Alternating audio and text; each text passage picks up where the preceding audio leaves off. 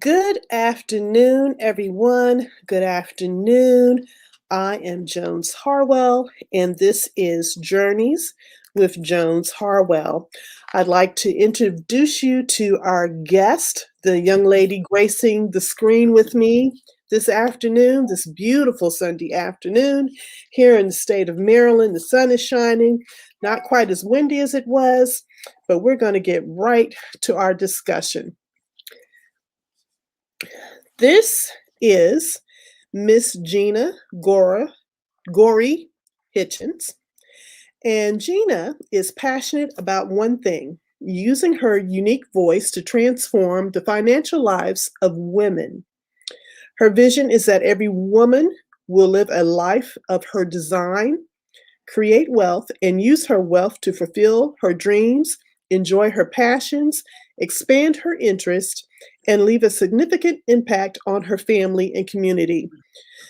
She has been a financial planner with more than 30 years of industry experience in a very male-dominated industry. She has met many successful women who are confident in many aspects of their life, but not financially speaking.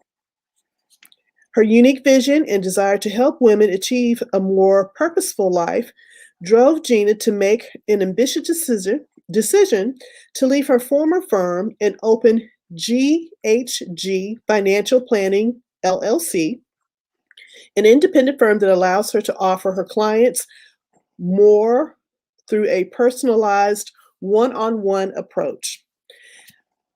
In 2008, she opened the doors to GHG Financial Planning.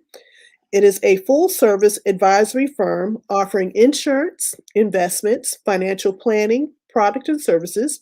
Her firm is affiliated with Woodbury Financial, a subsidiary of the Advisor Group. She is also involved with Women Forward, an initiative sponsored by the Advisor Group that provides thought leadership and support towards the advancement of women in financial services industry. She is an independent, but she is not alone. To further fuel her vision, Gina has also created Smart Women, Finish Strong, a financial and empowerment community for women by women, a community of success-oriented women with a shared vision to use their unique voice to empower, encourage, and inspire other women towards success. The motto is start strong, stay strong, finish strong. Welcome, Gina. Welcome, welcome. Thank you, Jones Harwell, and thank you for having me. And it is a bright, sunny afternoon, and I am in Mobile, Alabama. So the wonders of our new reality, Yes, it totally is. eliminated Technology. geography. And yes, it is. As an IT professional with more than 30 years, I programmed large phone systems. It is now, technology can be great. And when it wants to break, it can Oh, break. yes. But we're Oh, having a good yes. day. Absolutely. Absolutely. So, And thank you what for having drove me. you? Yeah, what drove you to choose finance as a career option for you? Well, it's interesting that when I first graduated from college, my degree was in education. So I taught school, and I jokingly say for 9 months. And I mean, I seriously did. And at the time I was young and single, and it was like that wasn't for me. I always say I was not the type of teacher I would have wanted my children to have. So I went into the insurance business. So, of course, at the time, my mother and grandmother thought I was totally crazy, leaving my good teaching job to sell life insurance. Hmm. And I have been at it ever since. And I've always had a passion for working with women, and that has just drove me throughout my 30 plus years in this very male dominated industry. And some days I would think, what am I doing? And other days it's like, this is what I'm doing. This is what I'm called to do. So that's how I ended in the insurance business. And as time progressed, I just got more involved in the investment side of things, and pretty interesting. So that's part of my calling and my purpose and my passion. Wonderful. And a lot of people were saying to me late in my 40s when I went back to school and got my undergraduate degree and graduate degree, specifically my graduate degree, they were like, why are you trying to go to the classroom? And my question, my question right back to them was, why not? Who's going to do Mhm. it at this point? Who is going to do it, and who is going to take the time to be there to help our children grow and learn? And literacy is a big platform of mine. I was introduced to it at a very early age, young age, love to read. And I believe that is the factor. If you can't read, it doesn't matter what you do in life. You cannot read, you cannot comprehend, you're going to have some problems. Absolutely. Absolutely. So, but we're here today. We're going to talk about literacy. Want to shout out to a couple of our team members from the Signature Entrepreneurs and Masterminds, R. Wesley Webb and Dr. Larry White. Good afternoon. Thank you so much for joining us this afternoon. So, do you think being a woman in a dominated male field particularly helps you because maybe women will open up to you more about some of the things that they aren't doing or should be doing with their finances more so than they would tell a male? I find that in many instances that is true. And because they can relate to myself as a woman. We, as women, we have many shared commonalities in Mhm. terms of our financial future and things that we will face throughout life. And they're just more comfortable talking to another woman. And it's sort of funny. And now the industry is really gearing itself to women because all the statistics showing, as you touched on the glass ceiling, Mhm. 50% of the wealth in America is controlled by women, and Mm. 40% of American households are female breadwinners. So now the industry is gearing itself towards being more female friendly. But at one time, it wasn't always the case because sometimes you sit down and if it's a husband and a wife together, the Mhm. male financial advisor would often talk to the husband. But in many instances, it's the woman who is making some decisions as well. So you just really have to sit down and be mindful and bringing both of the husband and the wife into the conversation. So I find that women are more receptive to talking to me. At one time, I had a marketing piece that says, "You speak the language of a confident woman. Does your Mm. financial advisor read you loud and clear?" That's And a that good resonated with a lot of my female clients because most of them were very smart and confident women. that sounds like a good game plan there as well. So, and that was the one of the things that we talked about a little bit earlier before we came on about the glass ceiling and where we are now. Um, do you feel, well, one of the things that I think we talked about during Black History Month, and I'm not sure whether it was on our show that we were actually talking about it, and it probably was, where we have gotten away from teaching our kids about entrepreneurship. A lot of us grew up that had, I know in my family legacy, there were, my grandfather worked construction. Um, my other grandfather, became one of the first postmasters, but he went, to the military. There were seamstress in the family. There were housekeepers in the family, but a lot of us didn't have that entrepreneurship to say, start your own side business. You have a passion that you enjoy. Go out and learn how to do this so you know how to make your money, or if a setback, then you always have something else in your pocket.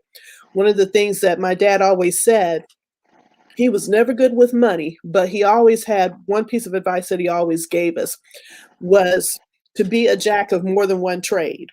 Absolutely. So know how to do more than one thing, because if the bottom fell out of what you really were doing, you could pivot or you can turn around and be able to still sustain yourself, still have something else that holds your interest. So, what advice would you give women today, particularly young Black women that are coming maybe out of college?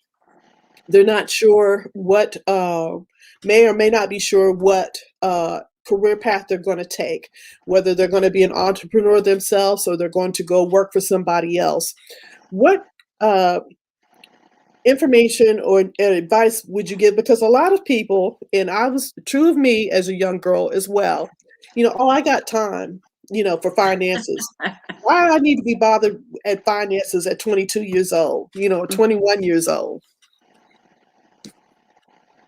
I think that is the advice that I would give, and the same advice I give my children is to start early, plan early, invest early, often, and continue to make it a habit. Because so many times, as you say, well, you're young, it's like, I have time. And Mm-hmm. then if the woman thinks, well, I might get married, might not get married. And then if you do get married, then you say, well, I have time, I don't have children. Or when the Mm-hmm. children come along, it's always a win then. When the Mm-hmm. children come along, your time and your money is spent on the children. I want to start a college fund. I want to do a savings and investment plan.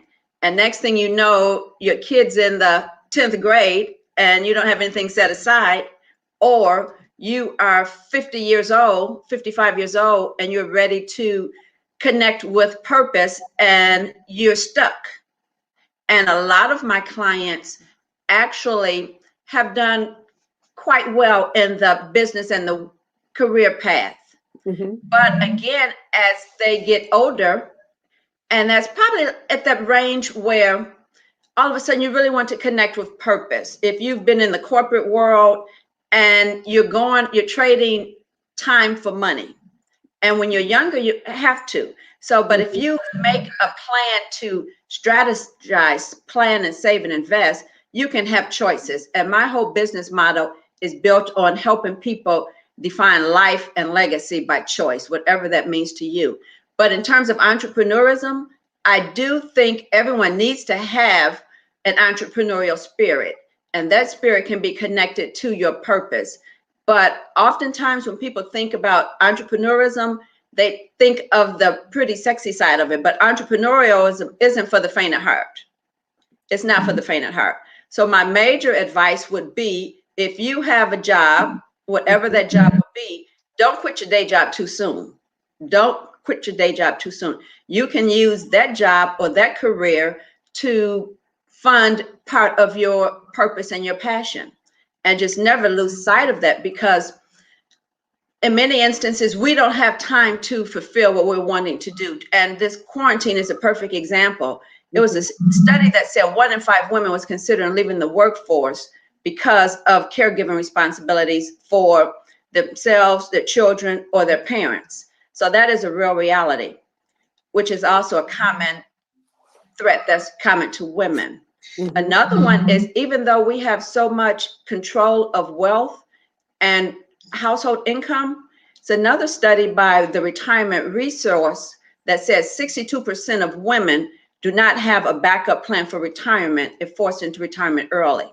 And that's concerning, because again, we don't always have time to complete our plan. We might say, you wake up and say, okay, I'm 55 years old, I want to retire in 10 years. So at this point, you get extremely focused. You're laser focused on setting your strategy. You're doing good. You're rocking and rolling. Then all of a sudden, the quarantine hits and your company, your title is eliminated. And it's something about that age, the company, if the corporate world, you come in and they're like, wow, you're still here, Jones? It's like, okay, March 30th is your last day. You didn't plan to be gone. Right. But you just have to plan for the realities of life. So it's like set aside to plan today and save. So start early and start often and continue with the plan. And never lose sight of your purpose and your passions. And that can very well fuel your entrepreneurial spirit. Give Okay. you choices. That's good advice. And now I'm hearing an echo on my end, so I hope it's gone away. I think so. But one of the things I think that women, I guess in particular, or maybe even people in particular, get so hesitant for, well, maybe women get so hesitant for, is because when they do get to that cycle, okay, now you've got married and now you've gotten kids, and kids cost money, and you're steadily on that cycle or that roller coaster. You think you have a mindset of how much you need to save,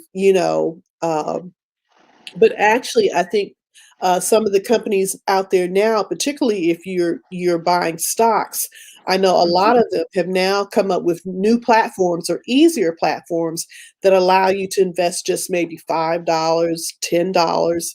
And every little bit helps if you know just to take that and leave it there and let Mhm. it, let it grow or let it materialize. Is that the case? Is that true? That is true, and that just reminds me of a client that I spoke with yesterday. It was one of these days, and her son had called me, and he said that he wanted to have talk, he's ready to get serious about financial planning. And so he's 24, single guy, and he said he had the Robinhood account and he had the Acorn, and he was doing all of these different things to accumulate money, which I applauded him for because of his age. But he was really looking to do like $25 a week, and he was buying stock. So with me as a financial planner, that isn't an area that I could really work in that small of a level. But I did give him some advice in Hmm. terms of how to continue to let that grow and accumulate, and Hmm. also with the Roth IRA. So I think the biggest, another advice that I would just give is to talk with a financial planner. Oftentimes we think we need to have thousands of dollars. And even if it can't be a benefit to them, you can still walk away with some sound financial planning and investment nuggets to set aside. And again, that is why I really like working with women, Hmm. because most of the women that are my clients, they're actually married. And I like working with women because an empowered woman will empower her family. She will empower her husband, she will empower her children and her community, and leave a legacy. So they look at that. So there, he's looking at his mother with a savings and investment portfolio, and he's calling me. And so I do like that approach. But that is easier to start with that small amount.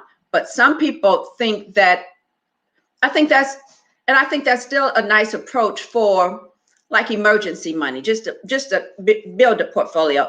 But if you're at a point where you're really looking to do long-term planning, Hmm. financial planning, you really need to sit down and talk with a financial professional just to put the pieces together. And again, the earlier you start, the less you have to set aside for it. And then once the family and everything and all the financial obligations come your way, the saving and investing is already a part of your mindset, and it's already a part of the household budget. So after a while, you don't even think about it. It's like pay a bill. If it comes out of your checking account each Hmm. month on the 15th, it's like see a bill, pay a bill, which Right. also is why so much money is saved through retirement plans, because it's easy. Or if you find that you actually, yeah, it's me doing the echo today. Okay, interesting. I'm go- Technology, gotta love it. I know. I'm trying to figure out what all is streaming in my house because I don't have anything turned on, and I make sure I turn everything off. Okay, but it seems to have gone away now at this point, so maybe it was how I had the monitor position. But I think one of the things that as a community we didn't do in younger years is we have this saying that there's certain things in the household we don't talk about, And and money is one of finances was one of those things growing up. You them. just didn't. You just didn't. Now, my dad would never talk about it. My mother, however, she was like, "This is how much money we got, and this is how much money we gonna An use, empowered woman. and don't look for anything outside that box." Whatever we got to Mhm. do, we had to do within the box. And I think that helped to a degree. But another thing as well that the conversation is to probably bring economics or something where kids before they're coming out of high school have a sense of how money really works in the real world. Okay, you get out there, you get a job, there's Social Security tax, there's, unemployment tax, there's Yeah. federal tax, there's state tax. Depending upon what state you live in, there might be a county tax or personal Yes. tax, and then here's what your health insurance premiums are.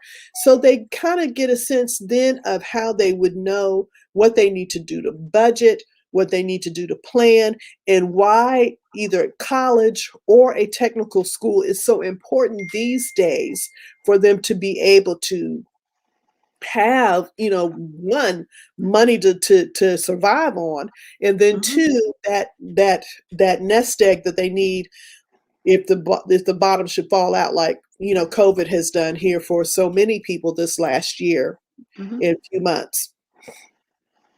I find that that is true, and that is actually part of the reason that propelled me to launch my own financial planning business, because I am an educator at heart. So I taught school for 9 months. So I Hmm. say I'm still teaching, I just have a different classroom.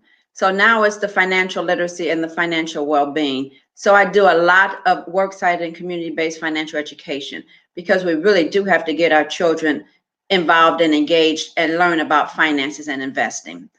And I could remember, takes me back to when my son was younger and he wanted school clothes. He was probably maybe seventh grade, middle school.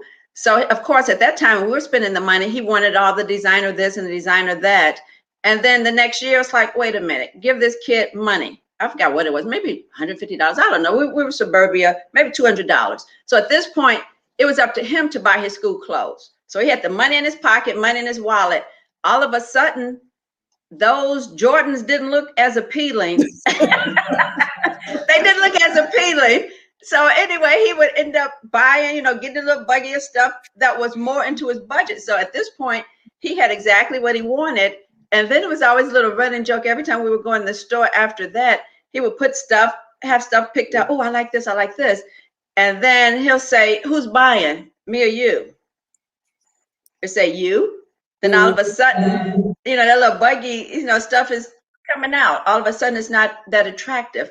So we Right. have to teach our children about money, but then they all also have to have some money to be able to make choices with.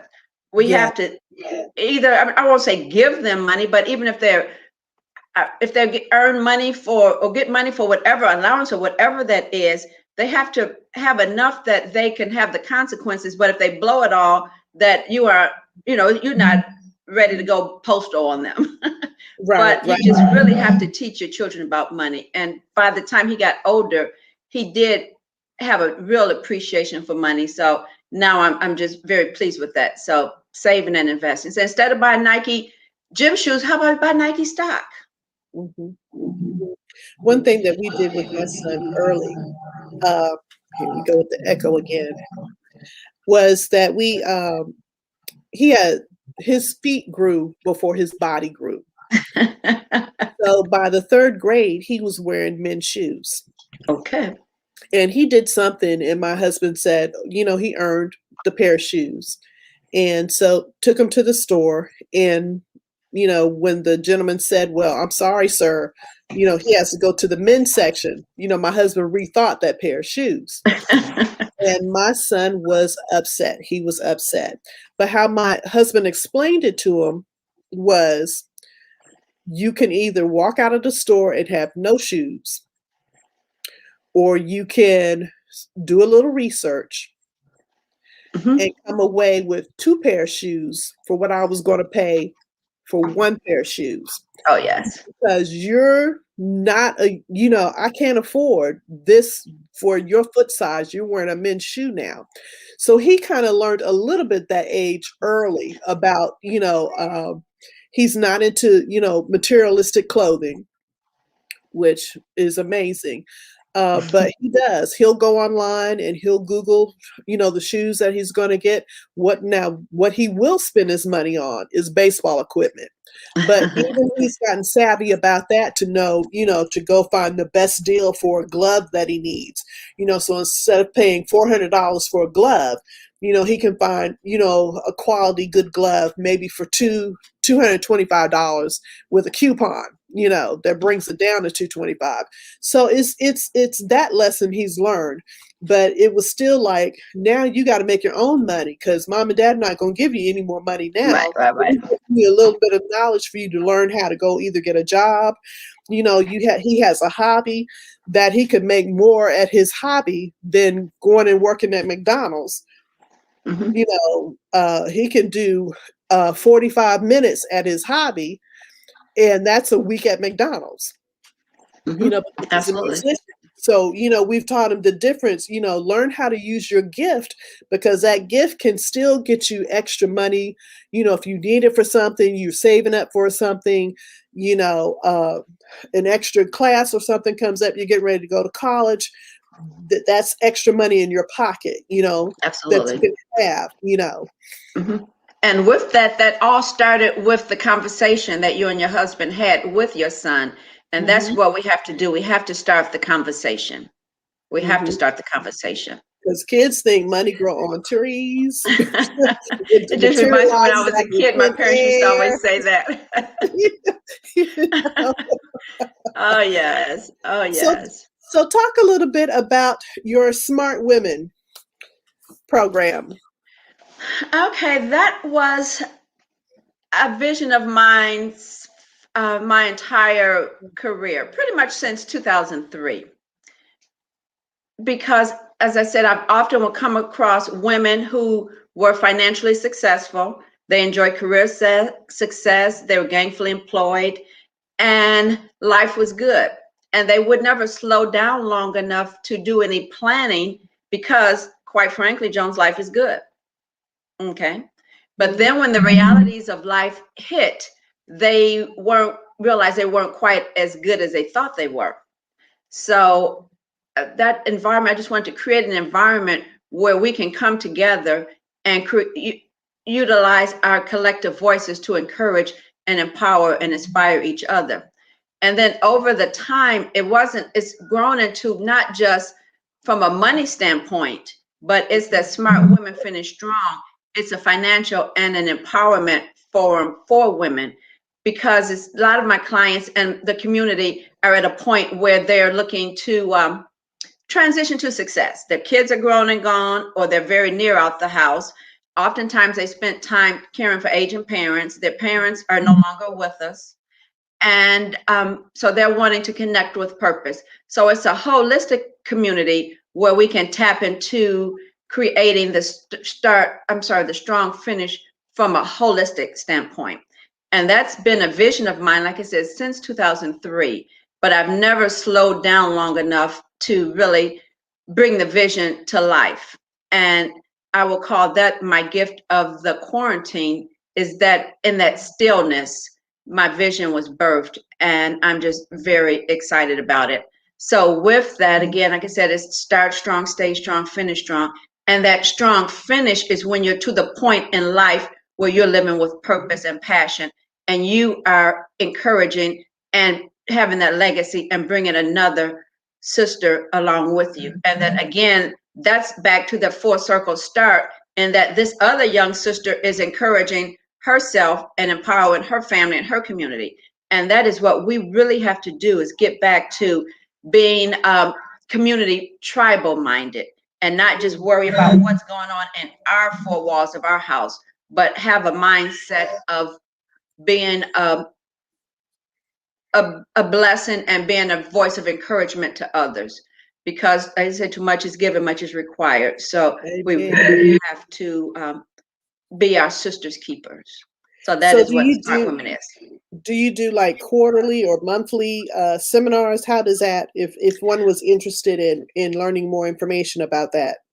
Okay, well, every second and fourth Friday at 11:30, I do a Facebook Live. I'm not going to do it this Friday because I just have an all-day training, but it's every second and fourth Friday. And then, as I said, it's not always just about money, but I have such a big emphasis and questions on the money that starting in April, I'm going to start a monthly Money Masters class. And I'm looking at a Monday, Money Masters. And it would be Monday evening. So that's a tongue twister. Tongue twister. Yes, that's be on a Monday evening. So I'm just excited about that. But I do have a Facebook Live. I'm on all the social media sites on Facebook Live. I'm sorry, on Facebook. I can be found under Smart Women Finish Strong.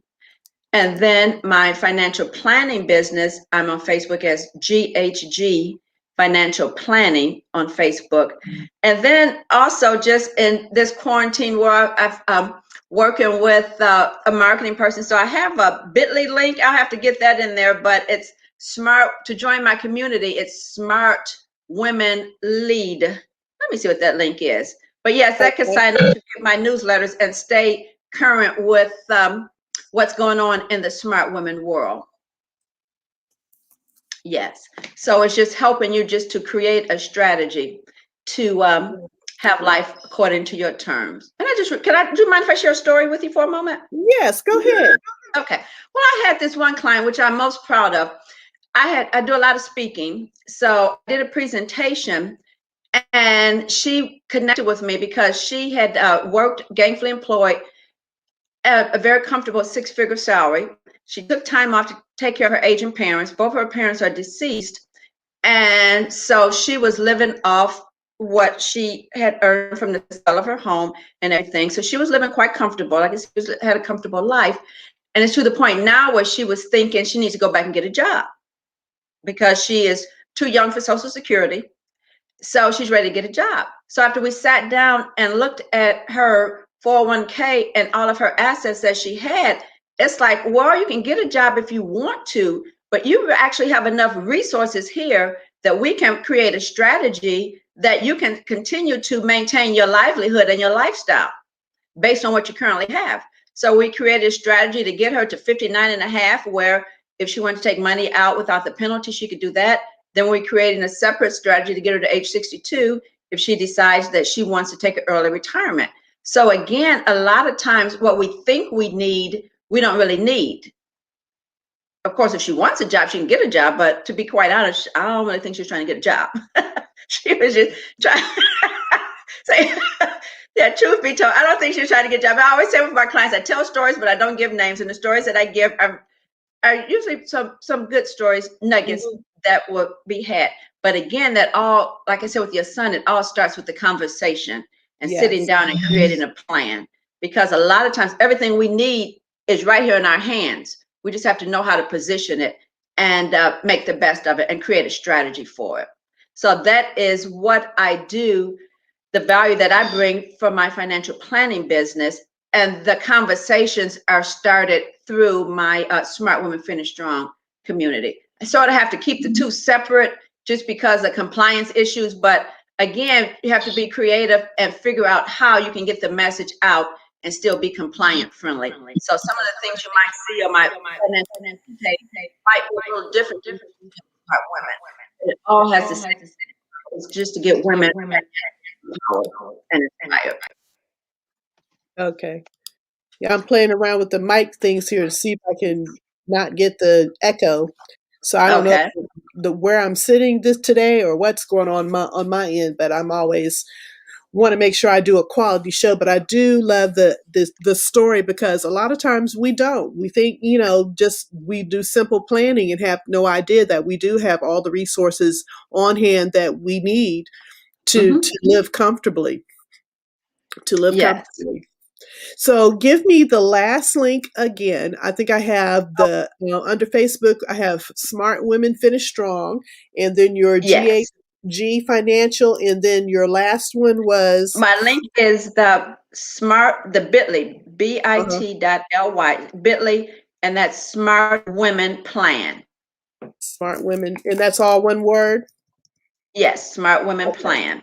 Women Plan. And then I have one last one, and I'm looking to pull that up, and that is, let's see, I'm looking at on my Facebook page now. It is Smart Women Lead. Okay. Yes. And is that also on Facebook or? Yes, it is. Okay. So I would love for you to join my community, and that way you can stay up to date with what's going on in the smart woman world and get information for the second and fourth Friday, as well as when I start my Money Monday masterclass. Yes. All And I'm right, looking and at I'm April for that. Yes.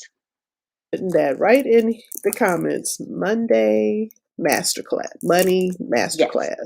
Yes. My fingers can type. I always have a funny story. Uh, I invested in a nice Mac finally because I'd been Dell, and I said I needed to have two types of different, computers in the house. Being a writer, and Mm-hmm. had bought the Mac and has the nice little wireless keyboard. I don't think I even had it in the house a week, and I was on a Zoom call and had a glass of soda Oh, sitting right on my little table, and I'm very animated. I'm talking with my hands all the time. And flip I see where this story's going. right in my keyboard. So now when I'm on my keyboard, I'm I'm like, oh no. Monday Money Masterclass. Yes. All right. So we had Dr. White that said, great show, sisters. Thank you so much again to him and Wesley Absolutely. Webb for joining the show. It will be on replay later, but I appreciate you so much taking the time out of your Sunday afternoon for us to talk about, money and women and empowerment. And I know that our signature entrepreneurs and masterminds group is having a meet and greet. I believe it is next weekend in Atlanta. Is that? And I understand that you're going to be there. Wish I could be. I will not be at that one, but cannot wait to meet you in person. Absolutely. So we will definitely be getting to that. Any other tidbits or advice you would like to leave us before we close out our show? I would just say to take control of our finances. We like to control many aspects of life and many things we can't, but how we choose to spend our money is something that we have total control over. So I say take control of our finances, create a plan, and again, start strong, stay strong, and finish strong, and teach our children and our children's children the value of money. Thank you so much. Thank And I'm you. going to put out a plug here for our group. It is the Deposit Your Dreams into Success meet and greet next weekend, which is, I believe, March 12th. Is that the 12th and 13th in Atlanta? And if you are interested, if you are in that area, for our listening audience, you are listening and would like to participate and come out and meet some of the signature entrepreneurs and masterminds, check out our Facebook page, Signature Entrepreneurs and Masterminds.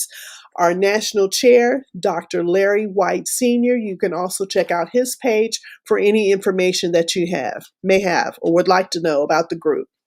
So thank you so much, Gina, for taking the time to come and share a little bit of your story, your journey with us here on Journeys with Jones Harwell. Our next show is Monday, March 15th with our sister, Courtney Lee Smith, will be joining us on the air. And that should be a dynamic conversation with her as well. She is one of the best speakers I think I have run across in a long time. She and Leah can bring it right home. Yes, indeed. Okay, yes. Yes, indeed. Can bring it right home, right home. I appreciate it.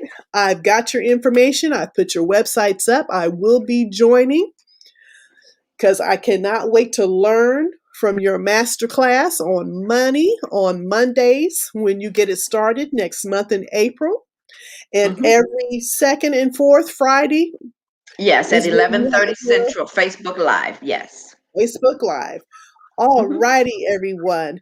Thank you again so much for joining us this evening. Gina, thank you.